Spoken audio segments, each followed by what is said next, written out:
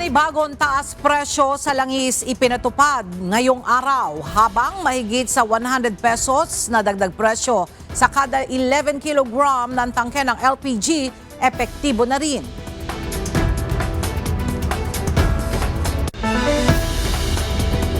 Sitwasyon sa oil at energy supply, sentro ng multi-panel hearing ng Kamara sa April 8. May-ari ng bahay na pinaghihinalaang may imbakan ng krudo, binigyan ng Bureau of Fire Protection ng 24 oras upang alisin ang krudo sa residential lot. Pirma ni dating Senator Ramon Bong Revilla hindi nakita sa mga dokumento ng Ghost Flood Control Projects sa Bulacan ayon sa mga saksi.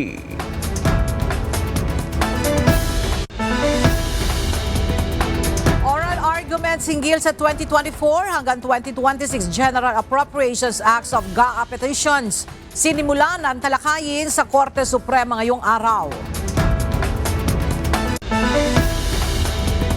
At UN Security Council nakatakdang magbotohan para sa isang resolusyong magbibigay ng proteksyon sa mga barkong dadaan sa Strait of Hormuz.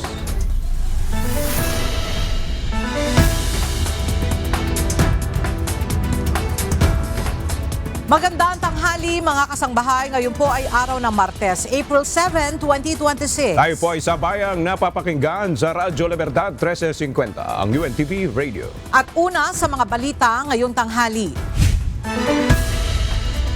Panibagong mega oil price hike ang ipinatupad ng mga kumpanya ng langis simula ngayong araw ng Martes, April 7. Batay sa anunsyo ng ilang oil company, nasa 17 pesos and 95 centavos hanggang 19 pesos and 80 centavos ang idinagdag sa kada litro ng diesel. Habang nasa 4 pesos and 90 centavos hanggang 5 pesos and 90 centavos sa presyo ng kada litro ng gasolina. At dagdag na 8 pesos and 10 centavos hanggang 9 pesos and 10 centavos naman sa kerosene. Dahil sa inaasahang pagtaas, dinagsa muli ng mga motorista ang mga gasoline station kagabi upang makapagkarga ng diesel at gasolina bago pa maging epektibo ang panibagong big-time oil price hike ngayong araw. 176 pesos na ang kabuang dagdag sa presyo ng kada 11 kilogram na cylinder ng liquefied petroleum gas o LPG na ipinatutupad ng Republic Gas Corporation o Regasco.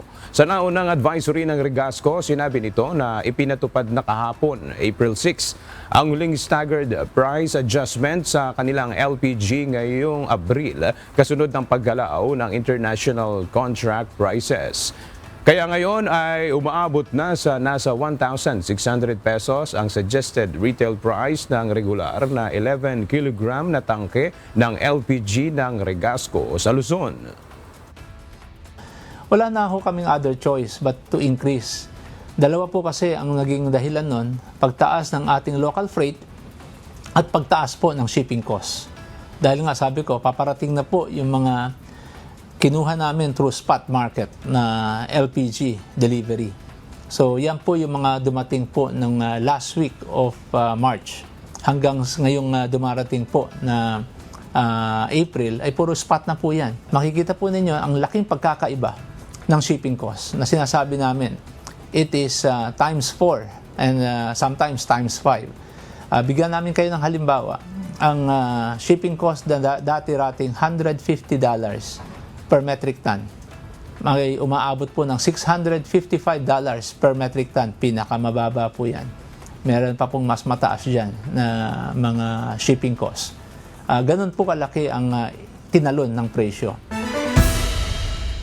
Ipinag-utos na ng Bureau of Fire Protection ang agarang pag-aalis ng imbak na krudo sa isang residential area sa lungsod.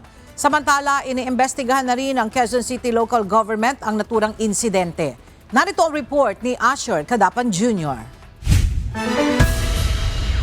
Naka-impound na ang tanker na may laman manong nasa 10,000 litro ng diesel sa isang residential area sa Barangay Sacred Heart, Quezon City. Ito ang tiniyak ng Bureau of Fire Protection matapos ireklamo ng ilang residente ang iligal umanong pag-iimbak ng krudo ng kanilang kapitbahay. Kasabay nito, personal na pinuntahan ng mga kawani ng BFP ang lugar upang beripikahin ang formal na reklamo na inihain ng mga residente. Ngunit ayon kay Senior Fire Officer 4 Gerald Ayon, commander ng Laging Handa Fire Substation, walang tao sa nasabing residential area. Sinubukan rin nilang tumawag subalit wala ring sumasagot at nakasarado ang gate ng naturang residential lot.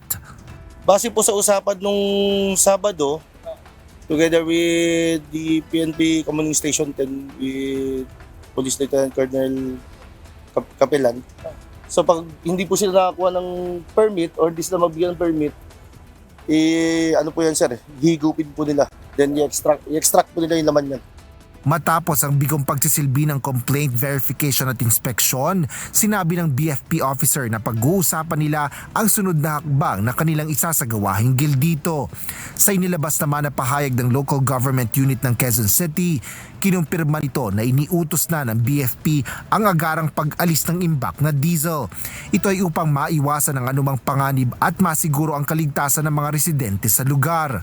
Kasalukuyan na rin anilang iniimbestigahan ng LGU ang naiulat na pag-deliver at pag-iimbak ng litro-litrong diesel sa naturang residential area. Inaalam na rin ng mga otoridad kung may paglabag ito sa anumang patakaran o batas. Binigyan diin ng QCLGU na hindi nila kukonsintihin ang anumang pagtatangkang hoarding at iba pang gawaing naglalagay sa panganib sa kaligtasan ng publiko. Hinihikayat naman ito ang lahat na tumawag sa QC Helpline 122 upang iulat ang anumang kahinahinala o iligal na gawaing makaapekto sa kaligtasan at seguridad ng mamamayan. Asher Kadapan Jr., UNTV News and Rescue. Diyos ang aming sandigan, serbisyo publiko ang aming pinahalagahan. Pinag-aaralan na ngayon sa Senado ang iba't ibang senaryo sakaling magtuloy-tuloy ang kaguluhan sa gitnang silangan. Ayon kay Senator Sherwin Gatchalian, nagbigay na siya ng ilang suhestyon sa administrasyon tungkol dito. Narito ang ulat ni Jed Neresina. Ipinaliwanag ni Senator Sherwin Gatchalian na hindi agad bababa ang presyo ng mga produktong petrolyo kahit pa suspindihin na ang buwis na ipinapataw rito sa susunod na linggo. Ayon sa senador, bayad na ang excise tax ng mga kasalukuyang inventaryo ng langis, kaya dapat na lang bayaran ng gobyerno ang nasabing buwis sa mga old stock ng oil companies. Ang proposal ko sa executive, para maramdaman kaagad yung excise tax, i-refund nilang sa mga ng oil companies, i-refund sa oil companies yung mga nabayaran nilang excise tax. Kasi ang sistema natin, pagpasok ng langis, bayad ka kaagad ng excise tax. So marami dito sa old inventory niya, bayad na yung excise tax. So kahit na i-suspend on April 13, kung ibebenta yung old inventory, hindi man natin mararamdaman yan. Dagdag pa ng chairman ng Proactive Response and Oversight for Timely and Effective Crisis Strategy o Senate Protect Committee. Layon nitong matiyak na agad mararamdaman ng mga consumer ang bawas presyo sa langis. Iginiit ng senador na kung hindi ito aniya ang gagawin ng pamahalaan, ay maaaring maghintay pa ng halos 2 buwan ng mga Pilipino bago maramdaman ang oil price rollback. Or else mag-aantay pa tayo, I think another 20 days para maubos, 20 to 30 days para maubos yung inventaryo. Kung 50 days nga yung inventaryo ngayon, kung ang gasoline is 57 days, ang diesel is 47 days, iintayin natin 57 and 47 days para maramdaman natin yung pagbaba ng excise tax. Kasi ito yung inventaryo nandito na, nabayad na . So, ang proposal ko, i-refund na lang kasi the same rin . It's revenue loss. Either way, revenue loss yan sa gobyerno. Samantala, inihayag din ni Senator Gatchalian na nakipagpulong siya sa mga ekonomista ng Senado. Dito pinag-aaralan nila ang iba't ibang inflation scenarios kung mananatiling mataas ang presyo ng petrolyo dulot ng tensyon sa Middle East. I met with the internal team namin to already start modeling 30 days, 60 days, 90 days, 120 days elevated inflation. So ang aming nakikita dito, pag humaba pa itong situation at tumaas ang inflation, kailangan mag-step in ang gobyerno pagdating sa pagbibigay ng subsidies no, sa pinakamahirap nating kababayan, kasama na rin dito transportation groups tsaka MSMEs. So yun ang pinag-aaralan namin ngayon. That's why minute ko na yung mga economists ng Senado para maumpisa na itong pag-aaral. Bukod dito, inumpisahan na rin nilang buuin ang draft ng Bayanihan 3 sakaling humaba pa ang sigalot sa gitnang silangan. More or less, depending sa scenario, more or less. Nakita namin at the low side, mga 98 billion.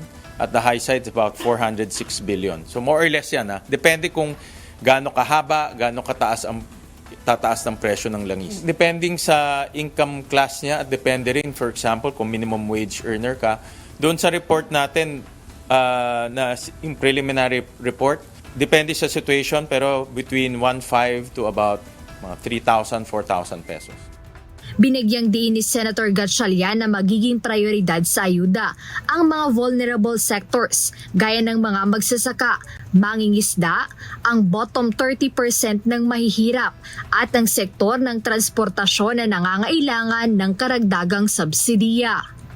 Jedne Resina, UNTV News and Rescue.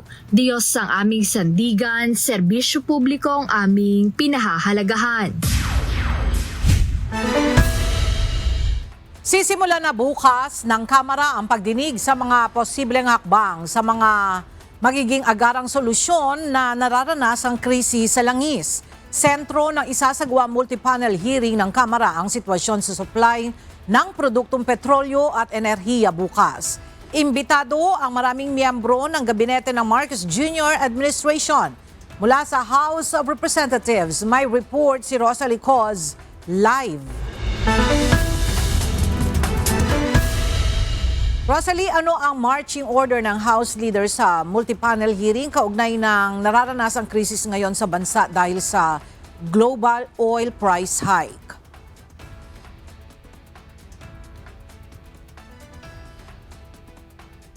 The third sa 13 House panels na kumalap ng datos, makipag-ugnayan sa executive branch at bumuo ng mga polisiya para makatulong na makaagapay ang bansa sa nararanasang krisis bunsod ng global oil price hike.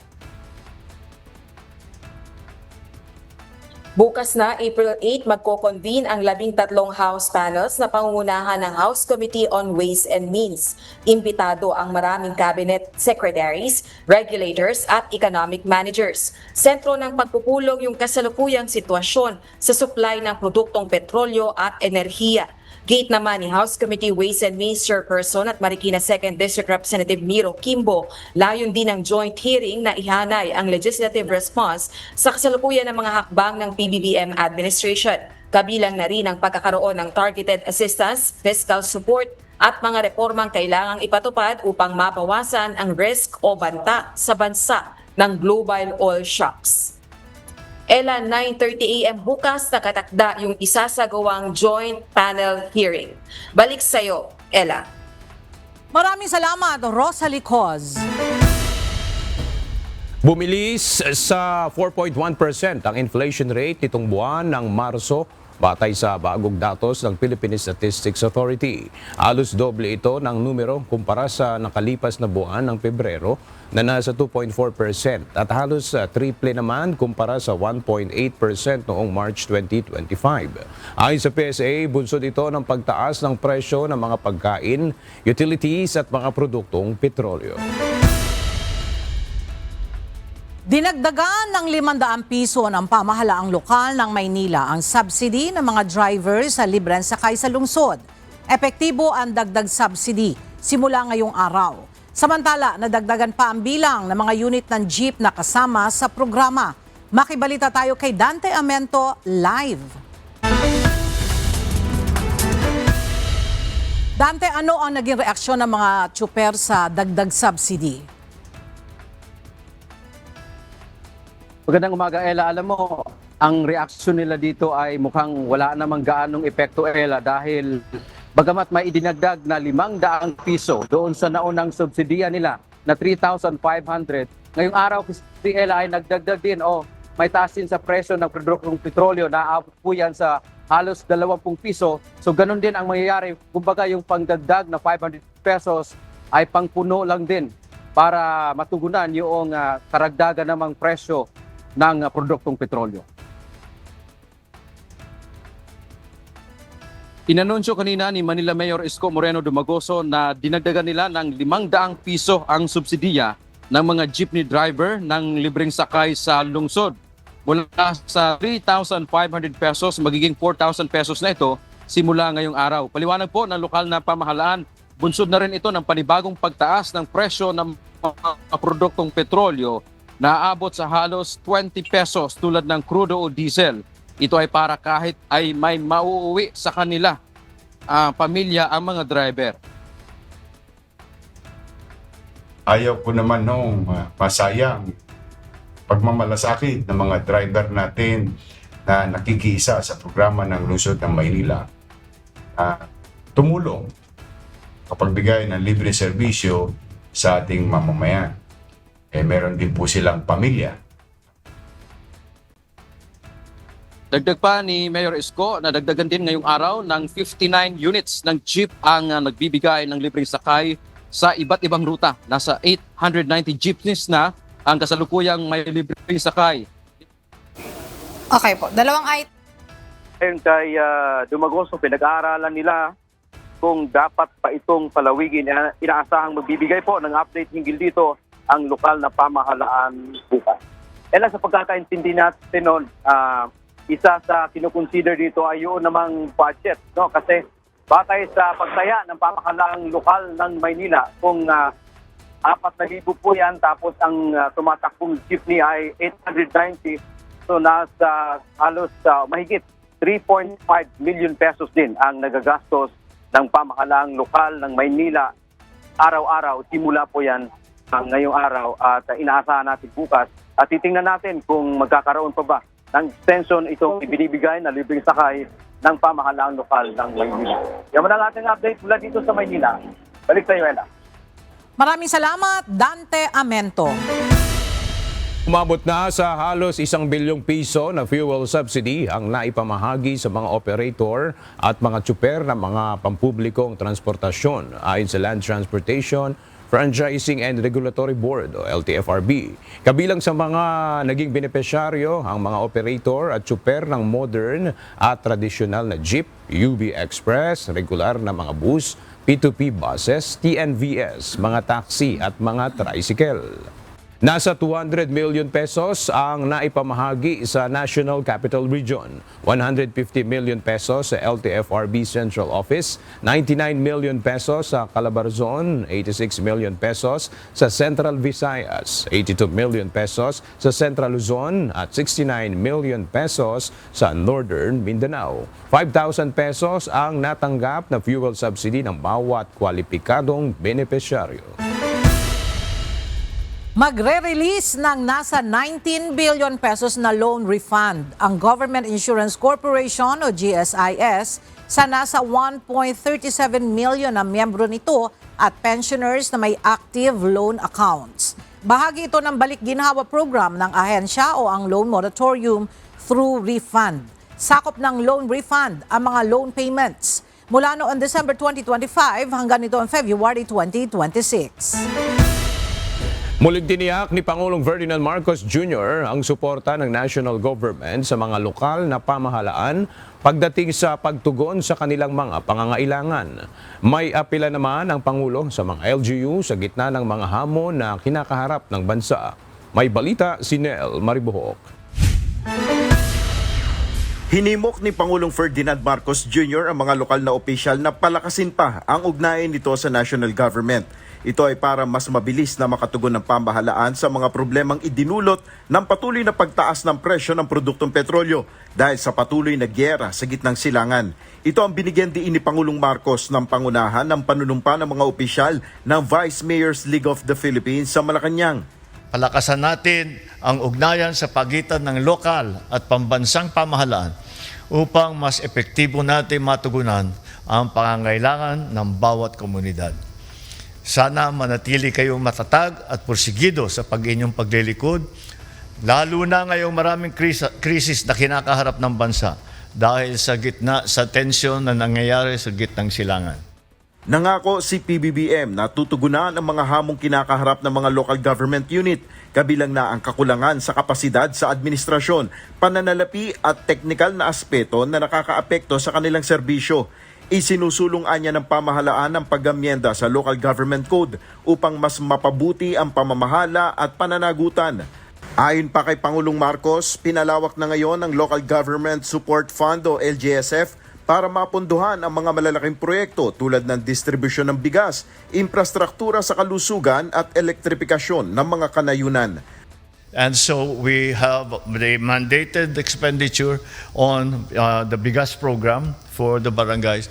But yung naiwan dun, they can also put it to bigas or they can use it for something else. That is up to them. And this is again to give the local governments more of a hand in running their local communities. So this will equip LGUs with the tools, the resources, and the clarity of mandate that they need to serve effectively. Ang pamamahagi ng bigas sa mga mahihirap na pamilya ay bahagi naman ng hakbang para mabawasan ang epekto ng fuel price hike sa mga Pilipino. Nel Maribuhok, UNTV News and Rescue, Diyos ang aming sandigan, serbisyo publiko ang aming pinahalagahan. Hindi dapat pinapaganda ng mga ahensya ng gobyerno ang kanilang mga ulat sa Pangulo kaugnay ng nararanasang krisis sa bansa para lang itago ang katotohanan. Ito ang binigyan diin ng isang senador sa gitna ng pagtaas ng presyo ng mga bilihin sa bansa dahil sa patuloy na gulo sa Middle East. Para sa detalye, makibalita tayo kay Jed Neresina live. Jed, ayon kay Senator Ejercito, ano ang dapat gawin ng department secretaries ngayong panahon ng krisis?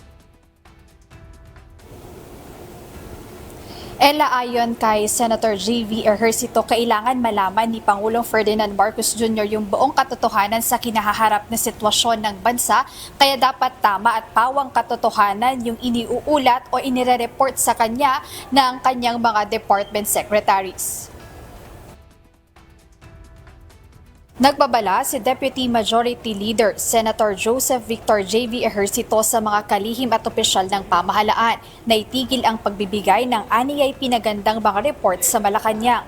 Binigyang diin ng senador na hindi pwede ang guesswork dahil sa panahon ng krisis, hindi makagagawa ng tamang solusyon kung kulang o mali ang datos na umaabot sa Pangulo. Paliwanag niya na kailangan malaman ni Pangulong Ferdinand Marcos Jr. ang buong katotohanan dahil bawat maling impormasyon ay maling desisyon ang kapalit nito. Aniya kapag tumaas ang presyo ng langis ay asahang tataas din ang pamasahe, pati ang presyo ng pagkain at iba pang pangunahing bilihin at ang mamamayan naman ang direktang naaapektuhan. Iginiit ni Senator Ejercito ang maling datos ay magiging hadlang sa paggawa ng epektibong solusyon para matugunan ang domino effect ng pagtaas ng presyo ng mga bilihin sa bansa. Nilinaw naman niya na ang kanyang pahayag ay isang objective and constructive criticism upang mas mapalakas ang pagtugon ng gobyerno sa nararanasang krisis ngayon. Ella, walang specific na agency na binanggit si Senator Ejercito, ngunit binigyang diin niya sa kanyang pahayag na ang unang hakbang dito sa paggawa ng solusyon ay pag-amin doon sa problemang nagawa o doon sa krisis na kinahaharap ngayon ng bansa. Ayan muna update mula rito sa Senado. Balik sa inyo, Ella. Maraming salamat, Jed Neresina. Kinumpirma na ng Department of Foreign Affairs na isa na namang Pilipina ang nasawi sa isang missile attack na tumama sa Haifa, Israel noong Linggo, April 5. Ayon sa DFA, nasawi ang biktima kasama ang kanyang asawang Israeli at mga biyanan ng tamaan ang kanilang bahay ng missile. Nakikipag-ugnayan na ang Embahada ng Pilipinas sa Tel Aviv sa pangakaanak ng nasawing Pilipina upang magbigay ng suporta at para sa pagsasaayos ng repatriation ng kanyang mga labi. Pinabulaanan ng Malacanang ang mga kumakalat na post sa social media hinggil sa umunoy malubhang karamdaman ni Pangulong Ferdinand Marcos Jr. Ayon kay Palace Press Officer Claire Castro, nasa mabuting kalagayan ang Pangulo at patuloy na nagagampanan ng kanyang tungkulin. Binigyan diin ng opisyal na walang basehan ang mga kumakalat na impormasyon sa social media at hindi dapat ito basta paniwalaan. Tayo naman po ay mainstream media. Siguro mas mangingibabaw dapat ang mainstream media kaysa sa mga SOCMED na walang basihan. So wag po tayo masyado maniwala, ang dami-dami pong fake news. Pati po ako ay binibiktima ng fake news. 2 lugar sa bansa ang posibleng umabot sa 42 degrees Celsius o danger level heat index. Batay sa forecast ng Philippine Atmospheric, Geophysical and Astronomical Services Administration o PAGASA, kabilang dito ang San Jose sa Occidental Mindoro at Dumangas sa Iloilo.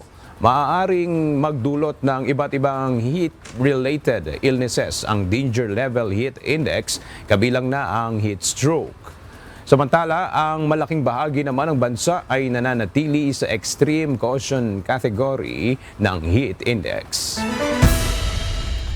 Nagpadala na ng sabina ang House Justice Committee kay Ramil Madriaga upang humarap ito sa susunod na pagdinig ng komite. Si Madriaga ay tinuturing na mahalagang testigo ng mga complainant para sa reklamong impeachment laban kay Vice President Sara Duterte. Samantala, tiniyak ni Ombudsman Crispin Remulla ang pagsusumite sa House panel ng Statements of Assets, Liabilities and Net Worth ng Vice Presidente. May report si Rosalie Coz. Naipadala na ng House Justice Committee ang sabina kay Ramil Madriaga, isa sa itinuturing na mahalagang testigo ng complainant sa mga reklamong impeachment laban kay Vice President Sara Duterte. Ibig sabihin nito, pinaharap sa pagdinig si Madriaga na isang detainee ng Bureau of Jail Management and Penology sa kasong kidnapping. Nagpakilalang dating bagman si Madriaga ng Vice Presidente na nag-utos umano sa kanyang mag-deliver ng malalaking halaga ng salapi sa iba't ibang tao. Bukod dito, pinasusumite rin kay Madriaga ang original copy ng affidavit nitong may petsang November 29, 2025 at iba pang hawak nitong ebidensya. Samantala, nakahandang sumunod si Ombudsman Crispin Remulla sa kautusan ng House Justice Panel na pagsusumite ng Statements of Assets, Liabilities and Net Worth o SALN ni Vice President Duterte. Ito ay matapos siyang padalhan ng sabina ng House Justice Panel. Pinaharap din si Ombudsman Remulla sa pagdinig ng House Panel sa dalawang reklamong impeachment. Pinasusumite ang SALNs ni VP Duterte mula 2007 hanggang 2013, 2016 hanggang 2022 at 2022 hanggang 2025. Kaugnay ito ng aligasyong hindi maipaliwanag na yaman ng pangalawang Pangulo. Na magko-comply kami. Basta katungkulin namin, magko-comply kami. Sa April 14, nakatakda ang susunod na pagdinig ng House Justice Committee. Rosalie Coz, UNTV News and Rescue. Diyos ang aming sandigan, serbisyo publiko ang aming pinahahalagahan. Formal nang nagpadala ng kautusan ng House Justice Committee sa Commission on Audit o COA para isumite ang orihinal na kopya ng liquidation ng confidential funds ni Vice President Sara Duterte mula 4th quarter ng 2022 hanggang 3rd quarter ng 2023. Pinahaharap din sa House panel si Attorney Gloria Camora, State Auditor ng COA. Kabilang sa mga dokumentong pinapapresenta sa April 14 House Justice Committee hearing ay checks, disbursement, vouchers, liquidation reports, certifications at accomplishments reports. Samantala, nagpadala rin ng sabina ang House Justice Panel sa Bureau of Internal Revenue para sa tax records ni BP Sara at ng asawang si Attorney Manases Carpio. Gayun din ang original o certified true copies ng annual income tax returns ng mag-asawa at mga negosyong iniuugnay sa kanila.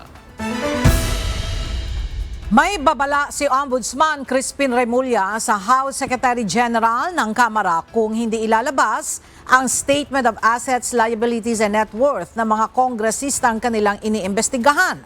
Ayon sa Ombudsman, maaari niyang suspendihin ang Secretary General kung hindi makikipagtulungan sa kanila. May report si Evan Alvarez. Sususpindihin sa pwesto. Yan ang babala ni Ombudsman Crispin Remulla kay House of Representatives Secretary General Sheloy Garafil kasunod ng pagsasawalang bahala umano nito sa mga hinihinging Statement of Assets, Liabilities and Net Worth o SALN ng Office of the Ombudsman mula sa Kamara. Ayon kay Remulla, nagpadala sila ng subpoena para makakuha ng kopya ng salin ni Sofronio Gabunada, Deputy Secretary General ng House of Representatives.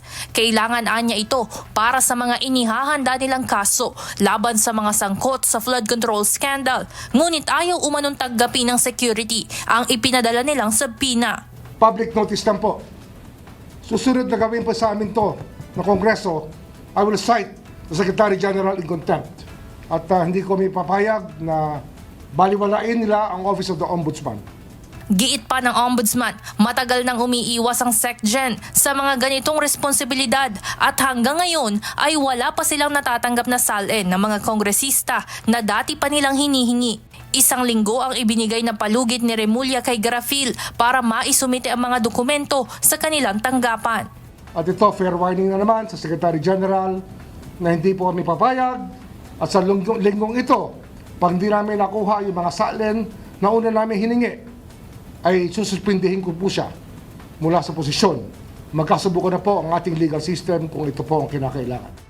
Samantala, ngayong araw, inaasahang ilalabas ng Ombudsman ang subpoena para hingi ng kopya ng salin ng lahat ng mga kongresista simula noong nakaraang 10 taon o kung gaano katagal na sila sa serbisyo. Kabilang na rin ang salin ng Secretary General at Deputy Secretary Generals simula noong nakaraang 10 taon.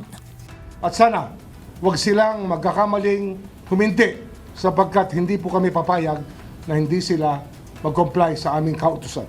Sa pahayag naman na inilabas ni Garafil, sinabi nito na malaki ang kanilang paggalang sa mandato ng Ombudsman.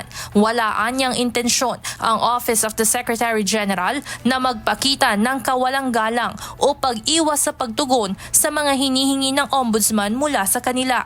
Dagdag pa nito, ang lahat ng opisyal na komunikasyon sa kanilang tanggapan ay kanilang aasikasuhin ng naaayon sa mga tuntunin at may paggalang sa institusyon.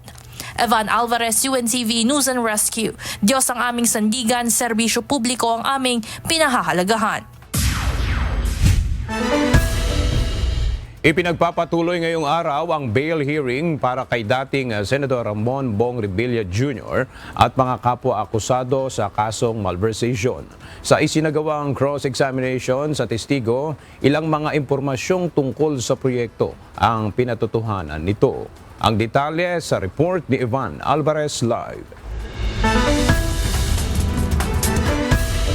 Evan, anong mga ebidensya o information yung nailatag dyan sa ginagawang pagdinig? Aga papel ng witness na patotohanan na walang nangyaring konstruksyon doon sa lokasyon kung saan mayroon umanong flood control project si dating Senador Ramon Bong Revilla Jr. sa Pandi, Bulacan. Ipinagpatuloy ngayong araw ang bail petition hearing ni Revilla at kapwa-akusado sa kasong malversation. Ipiniresenta ng prosekusyon ang officer in charge ng Bulacan 1st District Engineering Office na si District Engineer Kenneth Fernandez. Tinanong ng abogado ni Revilla kung mayroon bang pinirmahan si Revilla na makakapagpatunay na siya ang proponent o siya ang nag-endorso ng proyekto. Mismong si Associate Justice Moreno rin na nagtanong kung nakita ba ng testigo ang pirma ng dating senador sa kahit anong records na hawak nito. Sagot ng testigo, hindi niya nakita ang pirma ni Senator Ramon Bong Revilla Jr. sa mga dokumento. Dinidinig ngayon ang umano'y Ghost Flood Control Project sa Pandi, Bulacan na nagkakahalaga ng 92.8 million pesos. Samantala, ilan rin sa kinilaro ng korte ay ang tamang coordinates ng proyekto dahil sa kalituhan kung mayroon o wala talagang nangyaring konstruksyon sa lugar. Bunsod nito, ipinasabkina ng Sandigan Bayan 3rd Division ang mga dokumentong may kinalaman sa naturang proyekto kontra baha. Kasama rin sa sinabkina ang mga dokumento ng isa pang katabing flood control project dahil ayon sa witness, may mga kumpletong istruktura sa tabi ng site ng dinidinig na Ghost Flood Control Project. Aga ayon kay Justice Moreno, sa pamamagitan nito malalaman kung totoo ba na ang pinagbasihan o kung mabibigyan linaw na ang pinagbasihan ng pagkakaso kay dating Senador Revilla at mga kapwa-akusado ay tunay na isang ghost flood control project. Yan muna ang update mula dito sa Sandigan Bayan. Balik sa ito dyan. Aga. Maraming salamat, Ivan Alvarez. Inaasahan hanggang sa susunod na linggo ay maglabas na ng Interpol Red Notice laban kay dating Congressman Zaldico. Inaheg ito ni Department of the Interior and Local Government Secretary John Vic Remulla sa isang panayam kanina. Ang Red Notice ay isang request para tuntunin at hulihin sa buong mundo ang isang individual na may kinakaharap na kaso. Desididong wakasan ng Department of the Interior and Local Government ang umano'y organized crime sa loob ng Bureau of Fire Protection. Ayon sa kalihim, sawang-sawa na siya sa natatanggap na reklamo kaugnay sa katiwalian ng ilang opisyal at tauhan ng kagawaran. May ulat si Leia Ilagan. Naniniwala si Department of the Interior and Local Government Secretary John Vic Remulla na mayroong organized crime group sa Bureau of Fire Protection o BFP.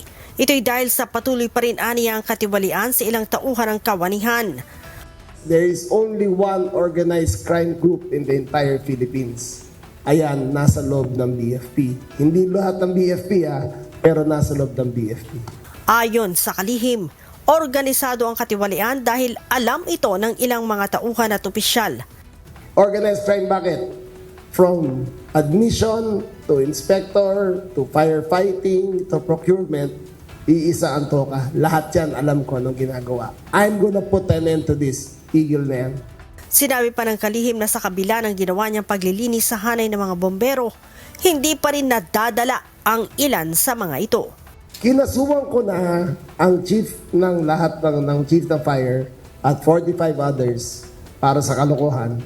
Kinasuhan na. Pero yung mga fire inspectors ayaw pa rin tumigil. I received 10 complaints since na-relieve ko yung fire chief natin. Hindi pa rin sila tumitigil. Sawang-sawa na ako sa kanila.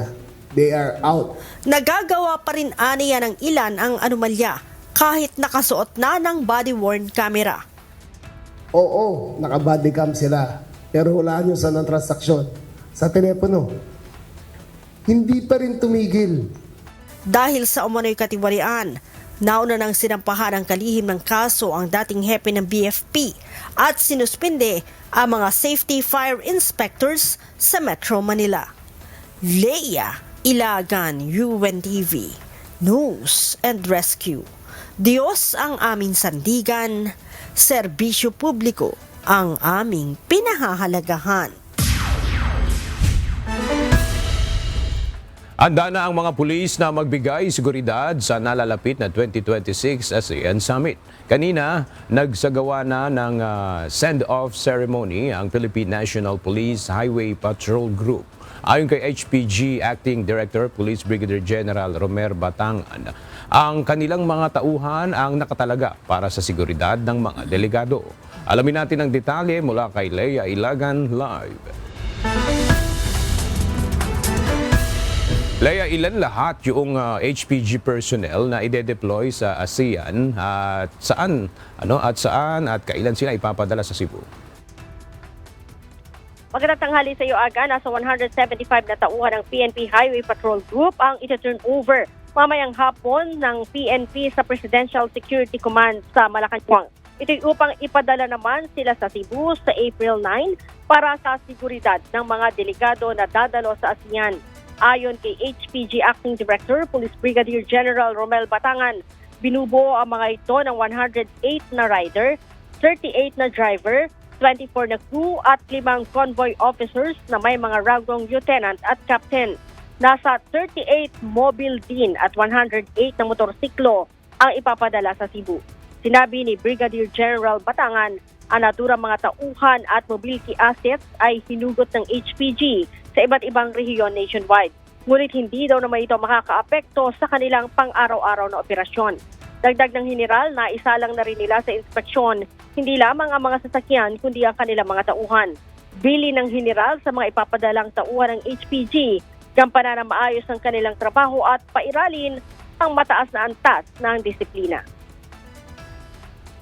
Mag-ingat sila sa pagganap ng tungkulin nila, disiplina ang pangalawa. At the same time, sabi ko nga, sino-showcase natin, hindi lang yung HPG at hindi lang ang PNP, kundi yung Philippine government. So, pinakabilin-bilin na natin at disiplina pa rin. Aga, magtatagal ang deployment ng naturang mga pulis sa ASEAN hanggang May 10. Aga? Maraming salamat, Leia Ilagan. Binigyan ng palugit ng Bureau of Fire Protection ang may-ari ng lote sa isang barangay sa Quezon City para alisin ang inimbak na krudo. Ininspeksyon naman ng mga kawani ng QC government ang lugar upang malaman ang aktwal na business activity nito. Alamin natin ang update sa report ni Asher Cadapan Jr. live. Asher, humarap na ba ang may-ari o yung kanilang representante sa mga otoridad kaugnay ng nakaimbak na krudo sa kanilang residential lot?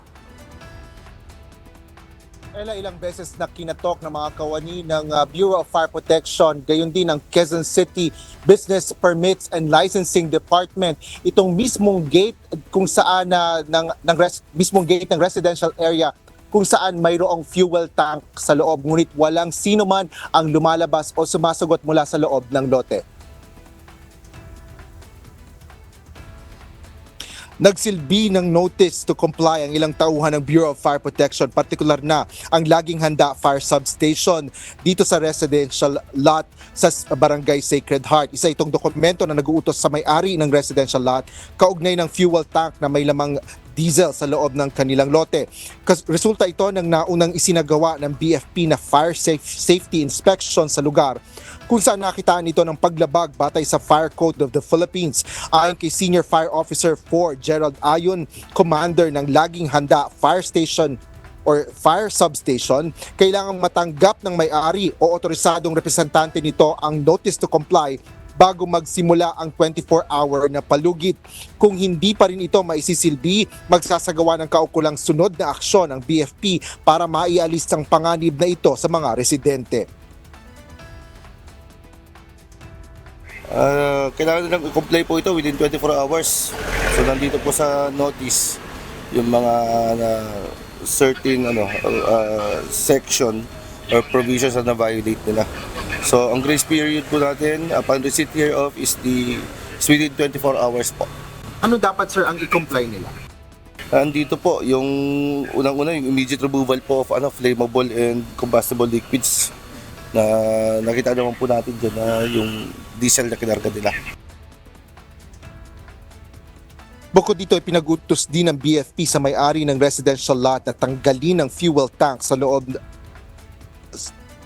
ng isang naisilbi ang notice to comply at hindi sumunod ang may-ari ay may kaukulang aksyon at multa ang ipatutupad ng BFP. Katuwang ng ahensya sa inspeksyon na isinagawa sa lugar ngayong umaga ay ang mga tauhan naman ng Quezon City Government, partikular na ang BPLD. Kinumpirma ni QC BPLD Adjudication Section Acting Head Attorney Nestor Acope na walang nakarehistrong business sa naturang address, lalo pa ito ay isang residential property. Gayunman, kailangan aniyang dumaan ito sa due process o kaukulang proseso alinsunod sa mga batas at ordinansa. Mahirap po kasing padalos-dalos tayo na hindi naman natin nalalaman talaga yung actual nila na activity na ginagawa. Although nandiyan naman, apparent naman na may tangke. But still, we cannot 100% identify kung ano talaga yung actual na business activity. Ella, patuloy ang pagdating dito ng iba't ibang kawani ng Quezon City LGU upang magsagawa ng inspeksyon dito nga sa residential lot na may fuel tank sa loob. Kasabay nito ay inaasahan din ang pagdating dito ng ilang mga kawani ng Department of Energy ngayong hapon. Yan ang latest dito sa Quezon City. Balik sa iyo, Ella. Asher, binigyan na lamang ng BFP ang 24 na oras. Kung hindi sila magko-comply, nabanggit ba ng BFP kung anong susunod na aksyon ang kanilang gagawin?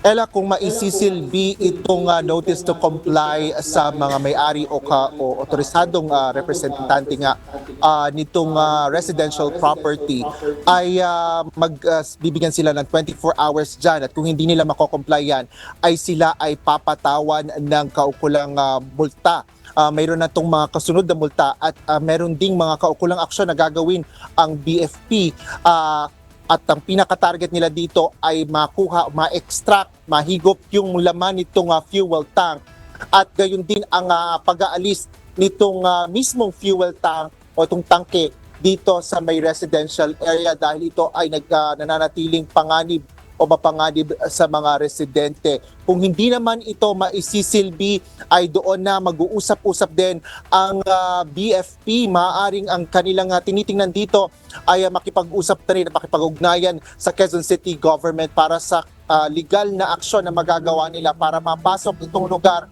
at finally ay makuha, ma-extract yung diesel sa loob ng fuel tank at maialis nga yung tangke dito sa lugar. Ella. Alright, maraming salamat, Asher Kadapan Jr. Balikan po natin ang ulat ni Benedict Samson hinggil sa isinasagawang oral arguments sa Korte Suprema. Yes, Benedict. Pagdatanghali aga sa presentasyon nga ng mga petitioner, sinabi nila na may nangyari umanong grave abuse of discretion sa Bicameral Conference Committee bago nga naisabatas itong General Appropriations Act o GAA. Mag-aalas 10 kaninang umaga na magsimula ang oral argument sa Korte Suprema upang talakayin ang petisyon laban sa GAA nitong taong 2024, 2025 at 2026. Sa 30 minutong oras na ibinigay sa kapwa ng mga petitioner, ipresenta nila ang kanilang batayan kung saan sinasabing unconstitutional ang ginawang budget insertion sa Bicameral Conference sa loob ng 3 taon. Sa presentasyon ni Attorney Joseph Lemuel Baligod Bakiran, pinuna nito ang ginawang BICAM noong 2025 kung saan nagkaroon umano ng pagtaas sa budget para sa unprogrammed funds mula sa mahigit 27 billion pesos na umabot sa mahigit 40 billion pesos. Sa Article 6, Section 25.1, malinaw na probisyon sa ilalim ng 1987 Constitution na ipinagbabawal sa Kongreso na dagdagan ang budget na inirekomenda ng Pangulo. Samantala, sa presentasyon naman ni Solicitor General Darlene Marie Berberabe, sinabi nito na isinaalang-alang ng ehekutibo at lehislatura ang saligang batas habang isinasagawa ang deliberation ng pondo para sa program appropriation. Aga ayon pa nga sa Solicitor General na ang pagpapawalang bisa sa mekanismo na ang lehislatura ay hindi dapat gawin hanggat walang ibinibigay na malinaw na batayan ang mga nagpepetisyon. At yan muna ang ating update mula rito sa Maynila. Balik sa inyo dyan, Aga. Maraming salamat, Benedict Samson.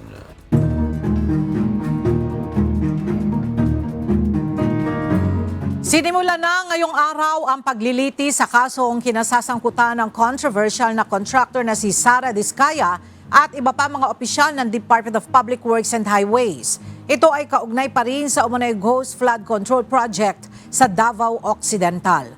Makibalita tayo kay Gladys Toabi, live. Gladys, ano ang nangyari sa unang araw ng paglilitis?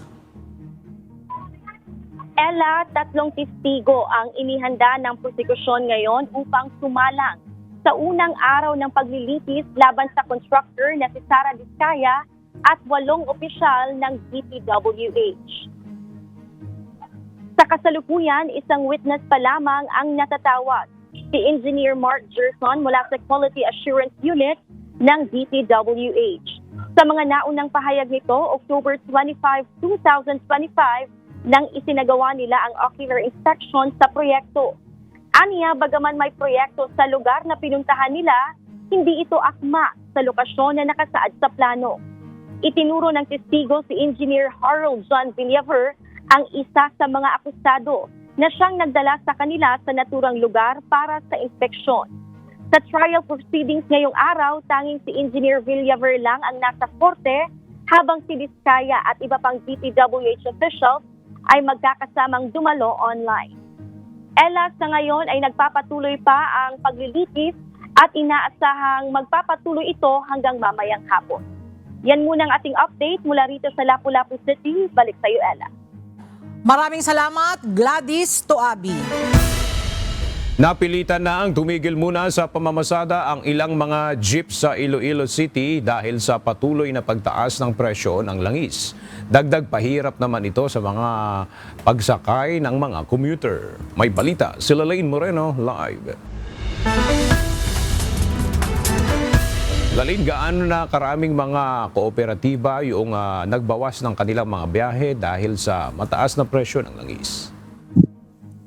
Halos kalahati sa bilang ng mga transport cooperatives sa Iloilo City ang nagtigil muna sa pamamasada ngayong araw dahil sa patuloy na pagtaas ng presyo ng langis.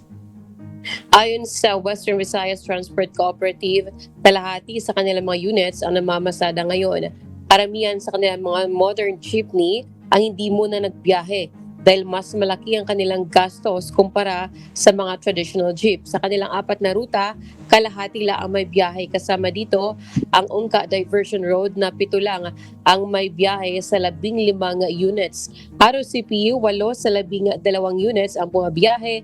Mon Terminal, 14 lang sa 30 units at Tagbak Terminal na 5 mula sa 30 units ang bumabiyahe. Mula kasi 2,000 pesos per day na gasolina sa isa o diesel sa isang araw na biyahe, ngayon kailangan na nila ng 3,000 hanggang 3,000 pesos sa isang araw. Hanggang ngayon hindi pa rin kasi sila nakatatanggap ng ayuda mula sa pamahalaan. Samantala, tiniyak naman ng city government na nakahanda ang kanilang mga sasakyan na magkaroon ng libreng sakay sakaling mas marami pang mga pasahero ang maapektuhan. Ang muna ang latest, balik sa iyo, Aga. Maraming salamat, Lalaine Moreno.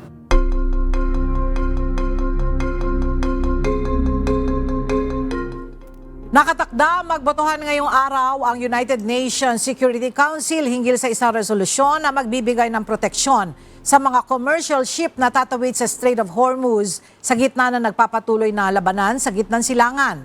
Sa naturang resolusyon, inalis na ang panukalang nagpapahintulot sa paggamit ng military force upang makuha rin ang pagsang-ayon ng Russia at China sa nasabing resolusyon. Sa halip, nakatuon na lamang ito sa paghikayat sa mga bansa na magtulong-tulong para sa defensive measures gaya ng pagtulong ng barko na militar upang maalalayan ang pagtawid ng oil ships. Tumitindi ang tensyon hindi lamang sa gitnang silangan kundi maging sa mga apektadong bansa dahil sa hindi mapigilang pagtaas ng presyo ng langis kasabay pa ng babala ng Estados Unidos sa Iran kung walang mabubuong kasunduan sa itinakdang deadline. Samantala, patuloy din ang panawagan ng China para sa diplomatic ceasefire upang maiwasan ang paglala ng sitwasyon. Hindi tinanggap ng Iran ang panukalang pansamantalang tigil putukan ng Estados Unidos. Sa halip, nais nito ang pangmatagalang pagtatapos sa digmaan.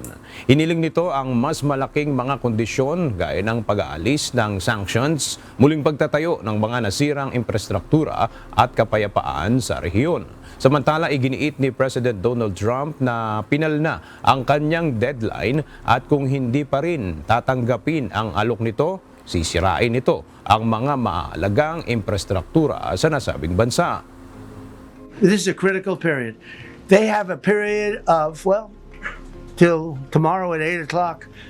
I gave them an extension. They asked for an extension of 7 days, right? I said, Steve, give them 10 days. 10 days is up actually today, so I gave them 11, I guess, indirectly. I thought it was inappropriate the day after Easter. I want to be a nice person. They have till tomorrow. Now we'll see what happens. I can tell you they're negotiating, we think, in good faith. We're going to find out. We're getting the help of some incredible countries that want this to be ended because it affects them also. A lot of people are affected by this, but we're giving them till tomorrow, 8 o'clock Eastern Time, and after that, they're going to have no bridges, they're going to have no power plants, Stone Ages, yeah, Stone Ages. At sa ating pong iiwang mga salita ng Diyos na ating sandigan mula sa Aklat ng Awit, Kapitulo 19, versikulo 14 na nagsasabi, maging kalugod-lugod nawa ang mga salita ng aking bibig at ang pagbubulay ng aking puso sa iyong paningin, O Panginoon, na aking malaking bato at aking manunubos.